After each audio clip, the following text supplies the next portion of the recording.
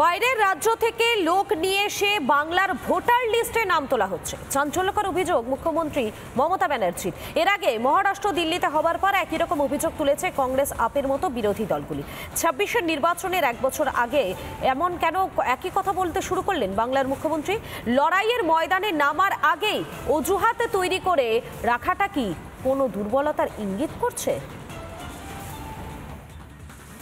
আমার ভাষায় ভুতুড়ে রাজনৈতিক দল যারা এদের পাঠিয়ে বিহারের লোকেদের নাম তুলছে অনলাইন। মহারাষ্ট্র হোক বা দিল্লি, বিরোধীরা ভোটে হারলেই এখন দায়ী করছে নির্বাচন কমিশনকে।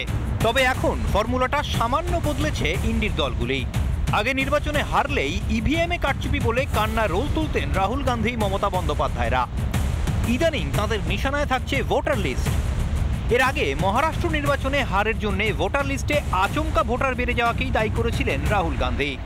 Period of 5 months, 39 lakh new voters were added in Maharashtra. রাহুলের দেখানো রাস্তা ধরেই এবার বাংলাতেও একই রাজনীতির আমদানি করলেন মমতা।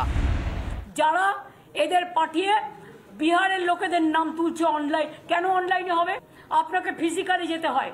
তাহলে বিজেপি 40 লাখ ভোট বাড়লো কি করে মহারাষ্ট্রে? আর দিল্লিতেই বা আপনারা কি করেছিলেন? একদিন না একদিন তো বেরোবে। মমতার সুরে সুর মিলিয়ে দিল্লি নির্বাচনের প্রসঙ্গ টেনে আক্রমণ শানিয়েছেন অভিষেক বন্দ্যোপাধ্যায়ও। দিল্লিতে আপনি যদি দেখেন ভোটার তালিকায় গত 2024-এ লোকসভা নির্বাচন থেকে শুরু করে বিধানসভা দিল্লি নির্বাচন 8 মাসে 4 লক্ষ লোকের নাম নথিভুক্ত করা হয়েছে বাড়তি, যেটা গত 14 বছরে হয়নি। মমতা অভিষেক বোধহয় ভুলে গিয়েছেন এ রাজ্যে ভুয়ো ভোটারের সমস্যা পশ্চিমের কোনো রাজ্য থেকে নয়, বরং সীমান্ত পেরিয়ে পূর্ব দিক থেকে আসে। বাম জমানায় মমতা তো নিজেই প্রতিবাদে কাগজের বান্ডিল ছুঁড়ে মেরেছিলেন লোকসভা স্পিকারের মুখে। এখন অবশ্য বাংলাদেশে অনুপ্রবেশকারীদের নথিপত্র জোগানোর কাজটা তাঁর দলের লোকেরাই করে থাকেন। জাকিরদার নির্বাচনী এলাকায় অনেক বাংলাদেশি লোক এখানে বসবাস করেন। জাকিরদার লিঙ্কটা ভালো করতে পারে, অভিজিৎটা বললেন, আমিও বলছি। যদি লিঙ্কের কোনো সমস্যা হয়, বাংলাদেশ থেকে যারা এসছে ভোটার লিস্টের নাম তোলার সমস্যা, জাকিরদার এই কাজটা ভালো করে দেবে। আপনারা সবাই যোগাযোগ করবেন এই অফিসে। ভুতুরে ভোটার নিয়ে মমতার আক্রমণের কড়া জবাব দিয়েছেন বিরোধী দলনেতা শুভেন্দু অধিকারী। ওনার কোনো কাণ্ড জ্ঞান আছে? 14 বছর ধরে মুখ্যমন্ত্রী আছেন। ইলেকটোরাল রোলের রেজিস্ট্রেশন অফিসারকে ডিস্ট্রিক্ট ম্যাজিস্ট্রেট 16 লক্ষ ডুপ্লিকেট ভোট আমরা বের করে দিয়েছি। তবে মমতার এই মন্তব্যের নেপথ্যে অন্য রাজনীতির অঙ্ক থাকতে পারে বলেও মনে করছেন কেউ কেউ। এইরকম একটা বিষয় মাঝে মাঝে বাংলার রাজনীতিতে চলে আসে যখনই ভোট চলে আসে। আমি দেখেছি যে বহিরাগতদের দিয়ে ভোট করানো হচ্ছে, বহিরাগতরা এসে বক্তব্য রাখছে। বহিরাগত কারা? এরা কি আমেরিকা থেকে এসছে? নাচতে না জানলে উঠোন বাঁকা। মহারাষ্ট্র ও দিল্লির নির্বাচনে গোহারা হেরে ভোটার লিস্টের অজুহাত খাড়া করছে কংগ্রেস ও আম আদমি পার্টি। কিন্তু বিধানসভা নির্বাচনের এক বছর আগে থেকেই কেন একই কথা মমতার মুখে? যতটা মুখে বলেন তৃণমূলের নেতারা, 26-এ তৃণমূলের ক্ষমতায় আসা নিয়ে মমতা নিজে কি আদৌ ততটা আত্মবিশ্বাসী? রিপাবলিক বাংলা। মমতার পর কেন্দ্রীয় বঞ্চনার সুর অভিষেকের গলাতে। দিল্লিতে আম আদমি পার্টির হারের কারণ হিসেবে তুলে ধরলেন কেন্দ্রীয় বঞ্চনা মানুষের কাছে তুলে ধরার ব্যর্থতাকেই। তবে রাজনৈতিক পরিসরে ইদানিং কিছুটা ব্যাকফুটে থাকা অভিষেক আচমকা দলনেত্রীর হয়ে ব্যাট ধরলেন কেন? 26-এ নির্বাচনের আগে কি সম্পর্ক চির জোড়া লাগাতে মরিয়া ডায়মন্ড হারবারের সাংসদ? तो हम लोगों को बताएं कि भाई देखो, आपका पैसा प्रदेश की सरकार रोक के नहीं रखा है, सेंट्रल गवर्नमेंट रोक के रखा है। কেন্দ্রীয় বাজেটের পরেই ফের বঞ্চনার অভিযোগে সুর জোরালো করেছে তৃণমূল। যাকে ঘিরে কেন্দ্রীয় অর্থমন্ত্রী এবং মুখ্যমন্ত্রী মমতা ব্যানার্জির জোর তরজা মানুষ দেখেছে আগেই। এবার এই ইস্যুতে সরব হলেন তৃণমূলের সর্বভারতীয় সাধারণ সম্পাদক অভিষেক বন্দ্যোপাধ্যায়। तो हम लोगों को बताएं कि भाई देखो, आपका पैसा प्रदेश की सरकार रोक के नहीं रखा है, सेंट्रल गवर्नमेंट रोक के रखा है, और जो अभी तक रुकी हुई है। तो लोगों ने जवाब दिया कि नहीं दिया? बीजेपी सक्सेसफुली लोगों को समझा पाया, आम आदमी पार्टी ये सक्सेसफुली लोगों तक पहुंचा नहीं पाया।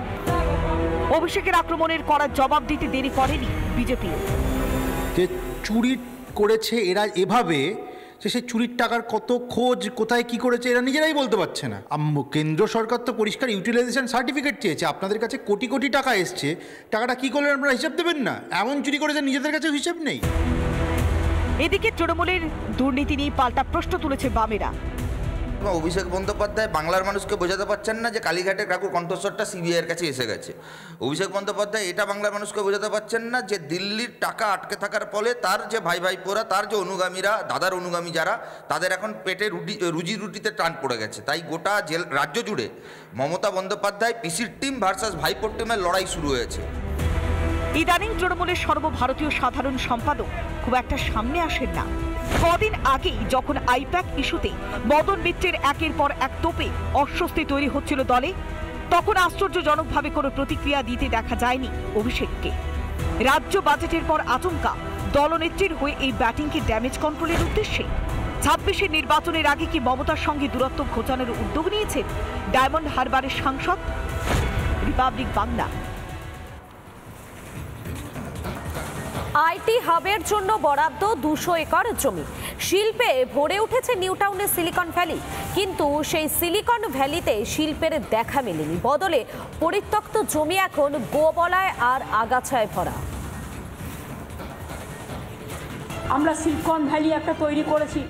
আমার প্রথমে ডিমান্ড ছিল 100 একর জমি, 100 একর পার হয়ে গেল, এবার আমরা দিলাম 200 একর। সেই 200 একর জমির মধ্যে প্রায় সম্পূর্ণটাই প্রায় ভর্তি হওয়ার মুখে।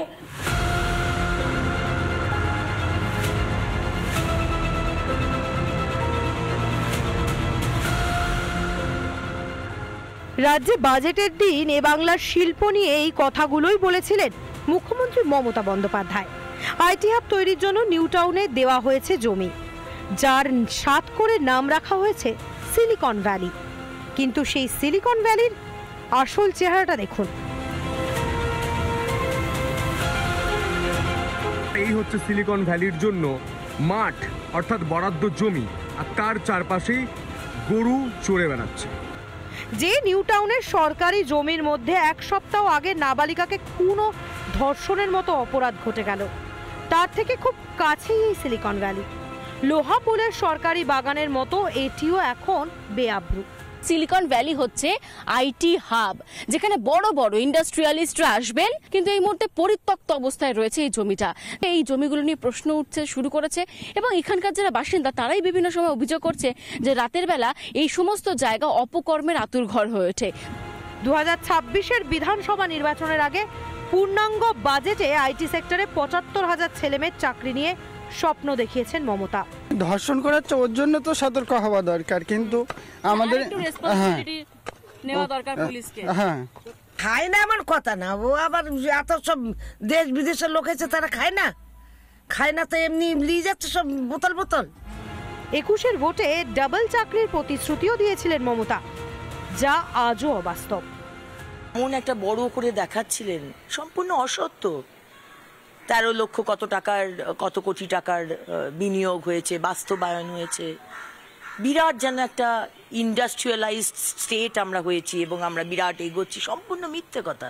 তো সেই জায়গাটা হচ্ছে এখন সবচেয়ে আমাদের রাজ্যের ক্ষেত্রে, রাজ্যবাসীর ক্ষেত্রে উৎকণ্ঠার বিষয়। এই উৎকণ্ঠা দূর করার জন্য রাজ্যবাসীকেই গর্জে উঠতে হবে। ফি বছরে বিশ্ব বাংলা বাণিজ্য সম্মেলনের আয়োজন করে এত দিন হাতে গোনা কয়েকটি শিল্প এনেছেন মমতা। মিথ্যে প্রতিশ্রুতি দিয়ে আর কতদিন? ওয়েন্দ্রিলা ঘোষের রিপোর্ট, রিপাবলিক বাংলা। নানা ধরনের কন্টেন্ট দেখার জন্য লাইক করুন, শেয়ার করুন আমাদের ফেসবুক পেজ, সাবস্ক্রাইব করুন আমাদের ইউটিউব চ্যানেল। পাশাপাশি অন্যান্য ব্রেকিং নিউজের জন্য অবশ্যই চোখ রাখুন রিপাবলিক বাংলায়।